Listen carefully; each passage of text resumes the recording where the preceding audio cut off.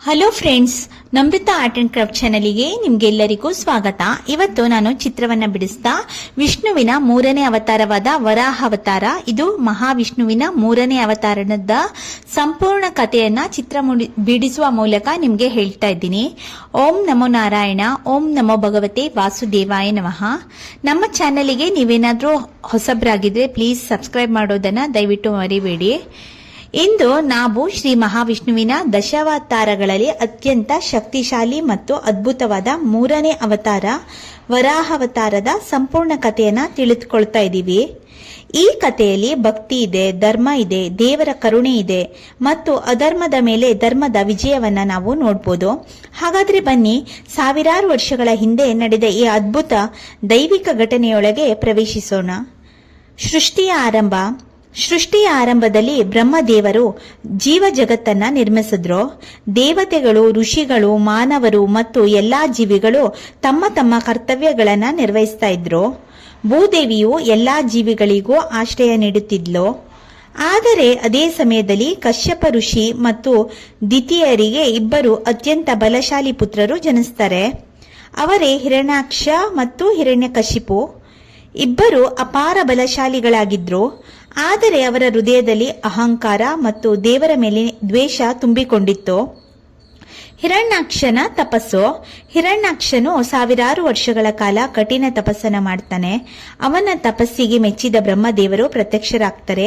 ಏನು ವರ ಬೇಕು ಎಂದು ಕೇಳ್ತಾರೆ. ಹಿರಣ್ಯಾಕ್ಷನು ಹೇಳಿದನು, ನನ್ನನ್ನು ಯಾರು ಸುಲಭವಾಗಿ ಕೊಲ್ಲಬಾರದು, ನನಗೆ ಅಜೇಯ ಶಕ್ತಿ ಬೇಕು. ಬ್ರಹ್ಮದೇವರು ಅವನಿಗೆ ಮಹಾಬಲದ ವರವನ್ನ ನೀಡಿದ್ರು. ಆ ವರವನ್ನ ಪಡೆದ ನಂತರ ಹಿರಣ್ಯಾಕ್ಷನು ಅಹಂಕಾರ ಆಕಾಶಕ್ಕೆ ಮುಟ್ಟಿತು. 3 ಲೋಕಗಳಲ್ಲಿ ಹಾಹಾಕಾರ. ಹಿರಣ್ಯಾಕ್ಷನು ದೇವತೆಗಳನ್ನ ಸೋಲಿಸಿದನು. ಇಂದ್ರನನ್ನು ಸ್ವರ್ಗದಿಂದನೇ ಓಡಿಸಿದನು. ಋಷಿಗಳ ಯಜ್ಞಗಳನ್ನು ನಾಶ ಮಾಡಿದನು. ಮಾನವರನ್ನ ಹಿಂಸಿಸಿದನು. ಭೂಮಿಯ ಮೇಲೆ ಅಧರ್ಮ ಹೆಚ್ಚಾಗತೊಡಗಿತು. ದೇವತೆಗಳೆಲ್ಲರೂ ಭಯದಿಂದ ಬ್ರಹ್ಮದೇವರ ಬಳಿಗೆ ಹೋದರು. ಬ್ರಹ್ಮದೇವರು ಹೇಳಿದರು, ಈಗ ನಮ್ಮನ್ನು ರಕ್ಷಿಸಬಲ್ಲವರು ಒಬ್ಬರೇ, ಅದು ಬೇರೆ ಯಾರೂ ಅಲ್ಲ, ಶ್ರೀ ಮಹಾವಿಷ್ಣು. ಭೂದೇವಿಯ ಅಪಹರಣ. ಹಿರಣ್ಯಾಕ್ಷನು ತನ್ನ ಅಹಂಕಾರದಲ್ಲಿ ಭೂಮಿಯನ್ನೇ ಎತ್ತಿಕೊಂಡು ಆದಿಸಾಗರದ ಆಳಕ್ಕೆ ತೆಗೆದುಕೊಂಡು ಹೋದನು. ಭೂದೇವಿ ಕತ್ತಲೆಯ ಸಾಗರದಲ್ಲಿ ಸಿಲುಕಿಕೊಂಡಳು. ಜೀವ ಜಗತ್ತು ಸಂಕಷ್ಟಕ್ಕೆ ಸಿಲುಕಿತು. ಎಲ್ಲೆಡೆ ಕತ್ತಲೆ ಆವರಿಸಿತು. ದೇವತೆಗಳು ಕಣ್ಣೀರಿಟ್ಟು ವಿಷ್ಣುವಿಗೆ ಶರಣಾದರು. ಮಹಾವಿಷ್ಣು ಒಂದು ಅದ್ಭುತ ಅವತಾರವನ್ನ ಎತ್ತಿದ್ರು. ಅಷ್ಟರಲ್ಲಿ ಒಂದು ಅದ್ಭುತ ಘಟನೆ ನಡೆಯಿತು. ಬ್ರಹ್ಮದೇವರ ಮೂಗಿನ ಹೊಳ್ಳೆಯಿಂದ ಒಂದು ಚಿಕ್ಕ ಹಂದಿಯ ಮರಿ ಹೊರಬಂದಿತು. ಮೊದಲು ಅದು ಹೆಬ್ಬೆರಳಿನ ಗಾತ್ರದಲ್ಲಿತ್ತು. ನಂತರ ಕ್ಷಣಕ್ಕೂ ಬೆಳೆಯತೊಡಗಿತು. ಆನೆಯಷ್ಟು, ಬೆಟ್ಟದಷ್ಟು, ಕೊನೆಗೆ ಪರ್ವತಕ್ಕಿಂತಲೂ ದೊಡ್ಡದಾಯಿತು. ಅವನೇ ಮಹಾವರಾಹ. ಅವನ ಗರ್ಜನೆಯಿಂದ 3 ಲೋಕಗಳು ನಡಗಿದವು. ದೇವತೆಗಳು ಸಂತೋಷದಿಂದ ಜಯ ಶ್ರೀಹರಿ ಎಂದು ಘೋಷಿಸಿದರು. ಇನ್ನು ಸಾಗರದ ಪ್ರವೇಶ ಹೇಗಾಯ್ತು ಅಂತ ಇವಾಗ ಹೇಳ್ತೀನಿ. ಮಹಾವರಾಹನು ಕ್ಷೀರಸಾಗರಕ್ಕೆ ಧುಮುಕ್ತಾನೆ. ಅವನ ಮಹಾಕಾಯ ದೇಹದಿಂದ ಸಾಗರದ ಅಲೆಗಳು ಎತ್ತರಕ್ಕೆ ಚಿಮ್ಮತ್ತೆ. ಸಮುದ್ರದ ದೇವರಾದ ವರುಣನು ಸಹ ಆಶ್ಚರ್ಯಪಟ್ಟನು. ವರಾಹನು ತನ್ನ ತೀಕ್ಷ್ಣ ದಂತಗಳಿಂದ ಸಾಗರದ ತಳವನ್ನು ಹುಡುಕತೊಡಗಿದನು. ಕೊನೆಗೆ ಭೂದೇವಿಯನ್ನ ಕಂಡನು. ಅಷ್ಟರಲ್ಲಿ ಹಿರಣ್ಯಾಕ್ಷನು ಎದುರಿಗೆ ಬಂದನು.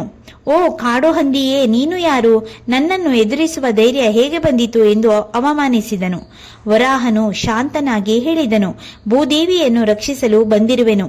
ಇಬ್ಬರ ನಡುವೆ ಭೀಕರ ಯುದ್ಧ ಆರಂಭವಾಯಿತು. ಗದೆಗಳ ಘರ್ಷಣೆ, ಮುಷ್ಟಿ ಪ್ರಹಾರಗಳು, ಅಸ್ತ್ರ ಶಸ್ತ್ರಗಳ ಮಳೆ. ಸಮುದ್ರವೇ ಕಂಪಿಸಿತು.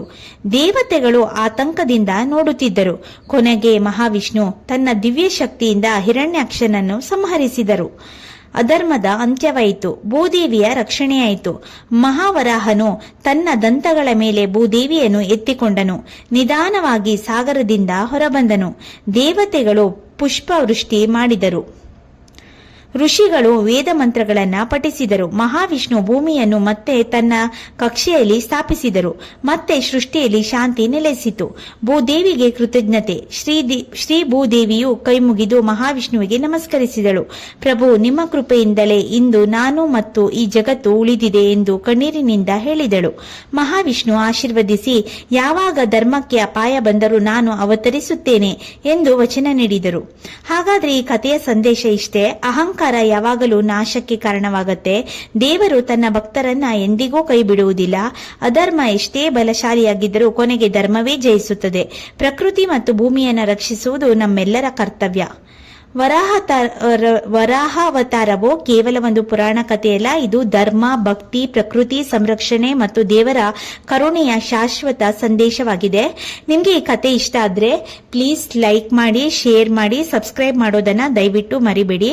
ಮುಂದಿನ ವಿಡಿಯೋದಲ್ಲಿ ಶ್ರೀ ಮಹಾವಿಷ್ಣುವಿನ 4ನೇ ಅವತಾರವಾದ ನರಸಿಂಹಾವತಾರದ ಅದ್ಭುತ ಕಥೆಯೊಂದಿಗೆ ಮತ್ತೆ ಭೇಟಿಯಾಗೋಣ. ಓಂ ನಮೋ ನಾರಾಯಣ. ಜೈ ಶ್ರೀ ವರಾಹ ಸ್ವಾಮಿ. ಧನ್ಯವಾದಗಳು. Thank you.